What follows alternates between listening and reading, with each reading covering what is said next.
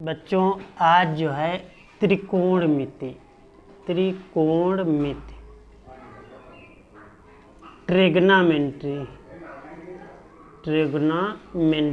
आज पढ़ाएंगे। ट्रिग्नोमेट्री त्रिकोणमिति क्या होती है। त्रिकोणमिति में एक त्रिभुज होता है जो समकोण त्रिभुज पर आधारित होता है। समकोण त्रिभुज को हम लोग राइट त्रिभुज, इसको हम लोग राइट ट्रायंगल भी बोलते हैं। राइट ट्रायंगल बोलते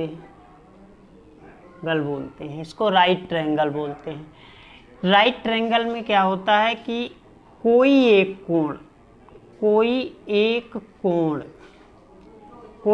कोण 90 डिग्री का होता है। राइट ट्रायंगल होता है ऐसा त्रिभुज जिसका कोई एक कोण, एक ये त्रिभुज है, एक ये त्रिभुज है, ये 90 है तो ये वाला राइट ट्रायंगल, ये 90 है, ये राइट ट्रायंगल। इस ट्रायंगल में अगर ये 90, ये भी राइट ट्रायंगल। इसमें क्या रहता है कि त्रिभुज में जो है तीन भुजाएं होती हैं और तीन कोण होते हैं और तीन शीर्ष होते हैं। कितने? 3 शीर्ष होते हैं, यानी कि ये शीर्ष हैं और ये भुजाएं हैं और ये कोण है। एक त्रिभुज में 3 भुजाएं, 3 शीर्ष और 3 कोण होते हैं। अब इसके बाद देखेंगे कि इनमें ट्रिग्नोमेट्री में केवल जो है राइट ट्रायंगल में भुजाओं और कोणों में संबंध क्या होता है। त्रिकोणमिति में भुजाएं और कोणों में संबंध, भुजाओं और कोणों में जो संबंध होता है इसके बारे में त्रिकोणमिति में पढ़ते हैं। त्रिकोणमिति में पढ़ते हैं। अब देखेंगे अगर किसी भी त्रिभुज की भुजाएं अगर बढ़ा रहे हैं तो उनके एंगल बढ़ेंगे या घटेंगे। अगर बढ़ेंगे तो किस रेशियो में बढ़ेंगे और अगर घटेंगे तो किस रेशियो में घटेंगे, इसके बारे में पढ़ते हैं। चलिए देखते हैं क्या होता है इसमें। त्रिकोणमिति में एक ये राइट एंगल, ये 90 का होता है। ये जो 90 के सामने की जो भुजा होती है इसको हम लोग कर्ण कहते हैं। इसको क्या कहते हैं? कर्ण कहते हैं। ये एक भुजा ये लंब होती है और ये आधार होता है। इसको इंग्लिश में हाइपोटेन्यूस बोलते हैं। इसको परपेंडिकुलर कहते हैं और इसको बेस कहते हैं। अगर इसको लंब के लिए यल ले लें, आधार के लिए अगर ए ले लें और कर्ण के लिए के ले लें। अब ये जो तीनों भुजाएं हैं राइट ट्रायंगल यानी समकोण में 90 के सामने की भुजा जो होती है वो कर्ण या हाइपोटेन्यूस कहलाती है। जो सीधी होती है, जो लंब होती है, इसको परपेंडिकुलर कहते हैं और जो नीचे जो आधार होता है उसे बेस कहते हैं। इसके बारे में तुमने पाइथागोरस प्रमेय पढ़ी होगी। पाइथागोरस प्रमेय तुमने पढ़ी होगी। पाइथागोरस प्रमेय में ये बताया गया था अगर कोई भी राइट ट्रायंगल है, समकोण त्रिभुज है, तो उनमें तीनों भुजाओं में एक बेसिक कंसेप्ट होता है। बेसिक कंसेप्ट मतलब वो सभी राइट ट्रायंगल पर फॉलो करेगा। उन्होंने ये बताया था बड़ी भुजा का स्क्वायर यानी कि कर्ण का जो स्क्वायर होता है ये बराबर होता है आधार का स्क्वायर आधार का स्क्वायर प्लस लंब का स्क्वायर, प्लस लंब का स्क्वायर। इसी को ही पाइथागोरस ने खोजा था, इसीलिए इसे हम लोग पाइथागोरस प्रमेय कहते हैं। यानी सबसे बड़ी भुजा का स्क्वायर जो होता है ये बराबर होता है लंब का स्क्वायर और प्लस आधार का स्क्वायर, इसी को ही पाइथागोरस प्रमेय कहते हैं।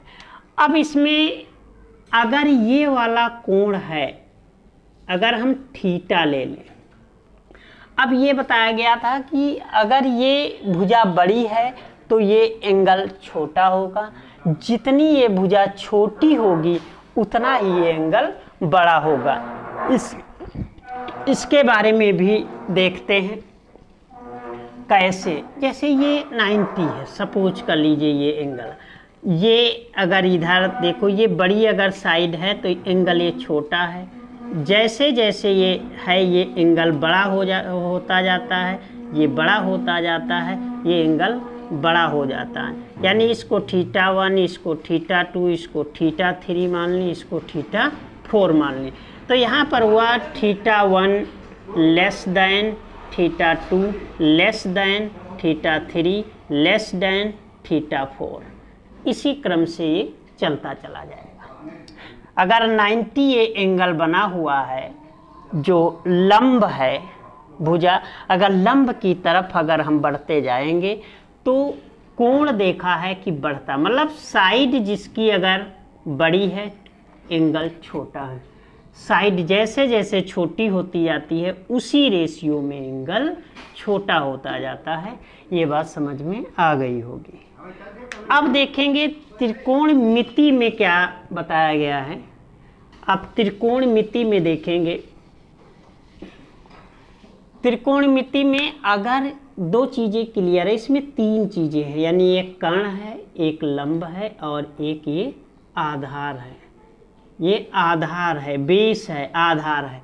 ये पता चल गया 90 की सामने की भुजा कर्ण हो गई, जो एंगल ले रहे हैं उसके सामने की भुजा लंब हो गई, जो तीसरी बची वो आधार हो गई।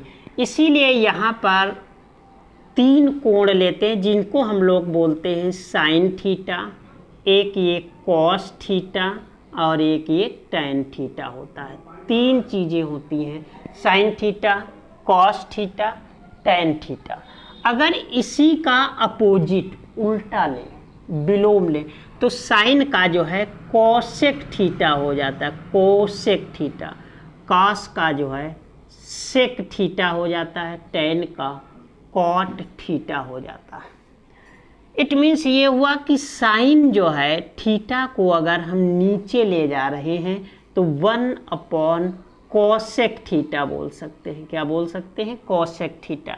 इसी प्रकार से अगर हम कोस थीटा को नीचे ले जा रहे हैं तो 1 सेक थीटा, और इसी प्रकार अगर टैन थीटा को हम नीचे ले जा रहे हैं तो 1 कॉट थीटा हो जाएगा। अगर ये इसके विलोम है, उल्टा है, जैसे हम ये कहें 1 के विलोम जो है 2 है, तो ये भी कह सकते हैं 2 के विलोम 1 है। ये बात समझ, मतलब एक व्यक्ति अगर हमारे विपरीत बैठा है तो उस व्यक्ति के विपरीत हम बैठे हुए हैं। अगर हम ये कहें कि A के विपरीत B बैठा हुआ है तो B के विपरीत A बैठा हुआ है, A के विपरीत B बैठा है। मतलब ये हुआ कि साइन थीटा को 1 कोसेक थीटा कह दें, कॉस थीटा को अगर बटे में ले जा रहे हैं तो सेक थीटा, टैन थीटा को बटे में, अपॉन में, अपोजिट, ये विलोम है उल्टा, तो ये कॉट थीटा में। इसी को अगर हम देख लें, अगर कोसेक थीटा के अगर हम विलोम कहें कौन है कोसेक थीटा में, तो 1 साइन थीटा, और इसी प्रकार से सेक थीटा के जो विलोम है वो 1 कॉस थीटा, और ये कॉट थीटा के विलोम जो है, कॉट थीटा के विलोम जो है वो 1 टैन थीटा हो जाएगा। ये पता चल गया कि साइन थीटा के विलोम 1 कोसेक थीटा और कॉस थीटा के विलोम 1 सेक थीटा, टैन थीटा के अपॉन 1 कॉट थीटा। इसी प्रकार से अगर कॉसेक थीटा तो 1 साइन थीटा, सेक का 1 कॉस, कॉट का 1 टैन। बस इन्हीं में रिलेशन ये चलता है। अब देखते हैं सवाल, ये इसको क्वेश्चंस को लगाते कैसे हैं। अब अगर दूसरी चीज़, अगर इन अपोजिट को मिला अगर देते हैं, अपोजिट को मिला दे, जैसे ये देखा जा रहा है, जैसे लाभ अगर 10 रुपये का हो रहा है और इधर इसका विलोम क्या होता है, हानि। अगर हानि तुमको जो है 10 रुपये की हो रही है, इन दोनों को अगर लाभ और हानि को अगर मिला दोगे, यानी 10 रुपये लाभ 10 रुपये हानि, तो ये मामला जो है 0 यानी कि इक्वल हो जाता है। इक्वल मतलब बराबर हो जाता है। जैसे 10 रुपये का लाभ हो एक चीज़ में, दूसरी चीज़ में अगर 10 रुपये का हानि हो जाए, तो हमारा ओवरऑल क्या हो गया, 0 हो गया, 1 हो गया। अब यही चीज़ यहाँ पर देखेंगे कि अगर साइन और कॉसेक मिला दिए जाएं, ये दोनों अपोजिट हैं। अगर कॉसेक को इधर ले आएंगे तो sine theta into cosec theta 1 हो जाएगा। इसी प्रकार cos theta into sec theta ये भी 1 हो जाएगा। और अगर यही टेन थीटा कॉट थीटा अगर मिला देंगे तो ये भी 1 हो जाएगा। बस ये इतने ही रूल से सारी ट्रिग्नोमेट्री लग जाती है। साइन और कॉसेक यानी अपोजिट को मिला देते हैं तो वैल्यू 1 हो जाती है। कॉस और सेक को मिला देंगे वैल्यू 1 हो जाएगी। टेन काट का वैल्यू 1 हो जाएगी। अब इनको देखते हैं कि क्वेश्चंस को लगाते कैसे हैं। चलिए अब देखिए इसको लगाते कैसे हैं। अब लगाने के लिए इनमें रिलेशन देख लीजिए होता क्या। अगर इस राइट ट्रायंगल में देखा जाए तो ये लंब है, यानी परपेंडिकुलर, इसको परपेंडिकुलर कह लीजिए। और ये आधार है, आधार को हम लोग इसको बेस कहते हैं। और ये कर्ण है, कर्ण को हम लोग हाइपोटेनियस यानी एच कहते हैं। अब इनमें अगर ये 90 है तब ये कर्ण है, अगर ये हम थीटा ले लें तो लंब है, और इसके लिए ये आधार है। यानी जो कोण हम एंगल लेते हैं उसके जस्ट सामने का जो होता है वो लंब होता है, 90 के सामने का कर्ण होता है। थोड़ा और ध्यान देंगे कि जो है ट्रायंगल में अगर ये हम इस तरीके से बनाते हैं तो ये कोण होता है।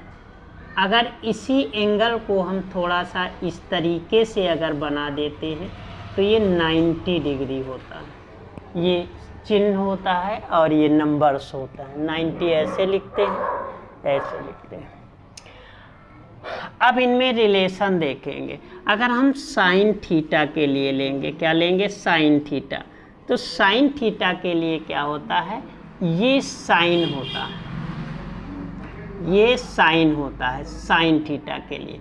यानी लंब यानी परपेंडिकुलर अपॉन हाइपोटेनियस यानी P अपॉन H हो जाता है। अच्छा, जब कॉस के लिए लेते हैं तो बेस और कर्ण होता है। ये साइन थीटा के लिए है और ये कॉस थीटा के लिए है। कॉस थीटा अगर यहाँ पर हम लेंगे तो कॉस थीटा के लिए बेस अपॉन हाइपोटेनियस होता है। यानी बेस यानी आधार बटे अपॉन कर्ण होता है। इसी प्रकार जब हम टेन थीटा के लिए लेंगे तो टेन थीटा के लिए ये जो होता है, टेन थीटा के लिए परपेंडिकुलर अपॉन बेस होता है। तीनों के रेशियो ये अनुपात में होते हैं। कैसे होते हैं, अनुपात में क्या होता है, एक चीज़ जिस रेशियो में बढ़ती है, एक चीज़ जिस रेशियो में बढ़ती है वही दूसरी रेशियो में घटती है, या दूसरी घटती है तो पहली बढ़ती। रेशियो एक अनुपात। चलिए देखते हैं, जैसे 2 हैं 2/4, जो इनमें रेशियो है वही 4/8 में है, वही रेशियो 5/10 में है, वही 10/20 में है। देखिए होता क्या है, ये दोनों जो क्वांटिटी हैं वो रेशियो में है। यानी कि अगर मान लेते हैं 2 चीज़ें हैं, 4 लोग लोगे तो आधी आधी पाओगे। यही 4 चीज़ें हैं 8 हैं, ये देखने में तो अलग अलग दिख रही हैं, बट ये रेशियो है, रेशियो इन दोनों का सेम है। वैल्यू जो है इनकी सेम है, ये भी 1/2 है, आधा है, ये भी 1/2 है, ये भी 1/2 है, वो भी 1/2। इट मीन्स ये हुआ कि अगर 100 को हम 50 + 50 में लिख दें तो ये दोनों वैल्यू क्या है, सेम है। यही चीज़ ये कह रहा है, ये वैल्यू इस वैल्यू के बराबर है, ये वैल्यू इस वैल्यू के बराबर है। कारण क्या होता है, जैसे 100 को हम यहाँ पे लिख सकते हैं 10 × 10, ये भी 100 है। इनकी गिनती कुछ भी लिखी हुआ हम लोग वैल्यू देखते हैं तो इसकी वैल्यू सेम रहती है। तो वही ये रेशियो में है। अगर साइन थीटा अगर हम ले रहे हैं तो परपेंडिकुलर अपॉन हाइपोटेन्यूस, कॉस के लिए base upon hypotenuse, tan theta perpendicular upon base होता है। अब देखते हैं इनके क्वेश्चंस कैसे लगाते हैं। अब इसी का अगर अपोजिट अगर देखा जाए, कॉसेक थीटा अगर निकाला जाए, क्या निकाला जाए, कॉसेक थीटा अगर निकालेंगे तो इनको पलट देंगे, ये इधर चला जाएगा, यानी हाइपोटेन्यूस अपॉन परपेंडिकुलर। कॉस के लिए सेक थीटा देखेंगे तो सेक थीटा हो जाएगा हाइपोटेन्यूस अपॉन बेस हो जाएगा। अगर यहीं पे कॉट थीटा देखेंगे तो बेस अपॉन परपेंडिकुलर हो जाएगा। ये 6 जो इनके जो अनुपातिक जो रेशियो हैं, इन्हीं के वैल्यू निकालते हैं। अब देखेंगे इनकी वैल्यू कैसे निकालते हैं। चलिए,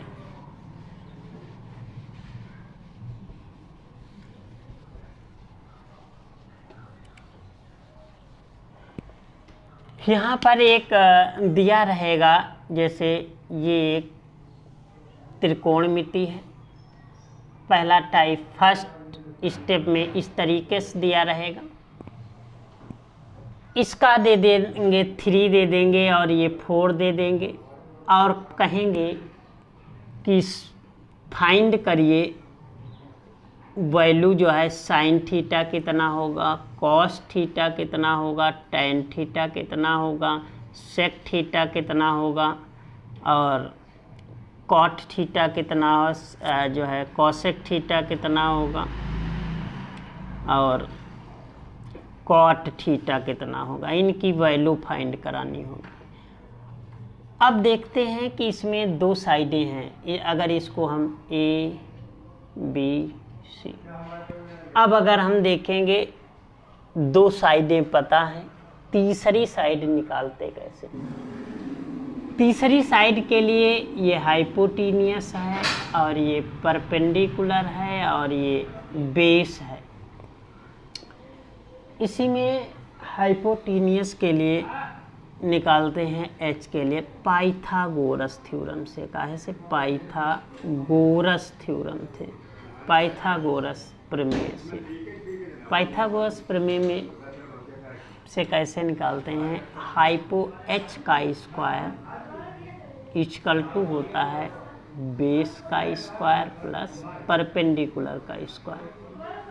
हाइपोटेन्यूस का स्क्वायर बेस का स्क्वायर यानी 3 का स्क्वायर प्लस 4 का स्क्वायर। 3 का स्क्वायर 3 × 3, बेस का 4 × 4, 3 3 जा 9, 4 4 जा 16, दोनों को ऐड करेंगे 25 आ जाएगा H का स्क्वायर।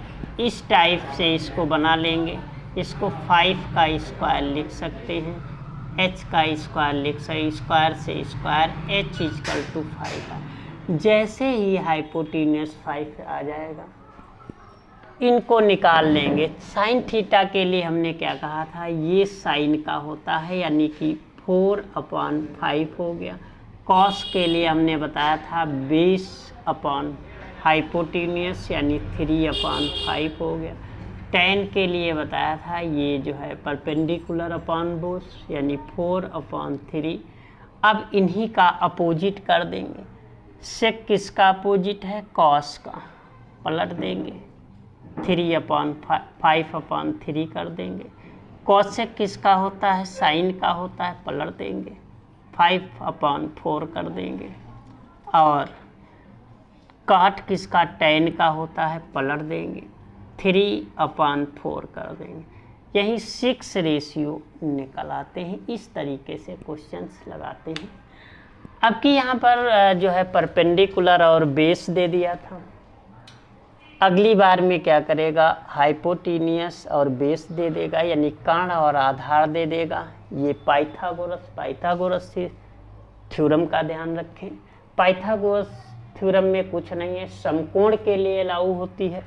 समकोण में क्या होता है, जो 90 के सामने की भुजा जो होती है वो सबसे बड़ी होती है, लार्जेस्ट होती है। सबसे बड़ी भुजा का स्क्वायर शेष दोनों भुजाओं के वर्गों के योगफल के बराबर होता है। ये पाइथागोरस प्रमेय लगा देंगे। पाइथागोरस प्रमेय से 3 साइडें, अगर 2 साइडों की वैल्यू पता है तो तीसरी साइड पाइथागोरस थ्योरम से निकाल लेते हैं। इन्हीं की जो sine theta, cos theta, tan theta, और इनके जो विलोम होते हैं, प्रतिलोम होते हैं, वो होते हैं साइन का कॉसेक, कॉस का सेक, टैन का कॉट।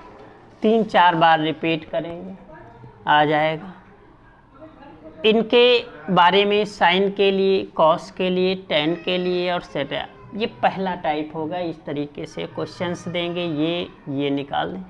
अब दूसरा टाइप कैसे दे देते हैं, दूसरा टाइप जो है इस तरीके से दे देंगे। इसी को टाइप सेकंड टाइप में देखेंगे, दे देंगे अगर साइन थीटा 4/5 है तो फाइंड करिए cos theta, tan theta, cosec theta, sec theta, cot theta. अब दे दिया दूसरा टाइप, ये क्वेश्चंस का दिया कि साइन थीटा इजकल टू 4/5, तो कॉस थीटा का वैल्यू, टैन थीटा का वैल्यू, कॉसेक का वैल्यू, सेक का, कॉट का। अब कैसे निकालते हैं? अच्छा, अभी हमने देखा था साइन थीटा की जो वैल्यू है 4/5 है, तो एक ट्रायंगल बना लेंगे, ये ट्रायंगल बना लेंगे। अब ट्रायंगल में देखेंगे साइन,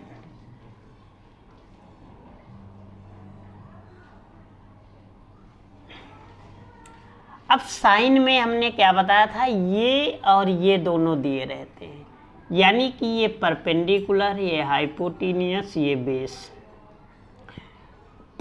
अब साइन यानी P/H है, P/H दिया हुआ है, यानी P की वैल्यू 4 है, P की वैल्यू 4 है, H की वैल्यू कितनी है, 5 है, H की वैल्यू 5 दी हुई है।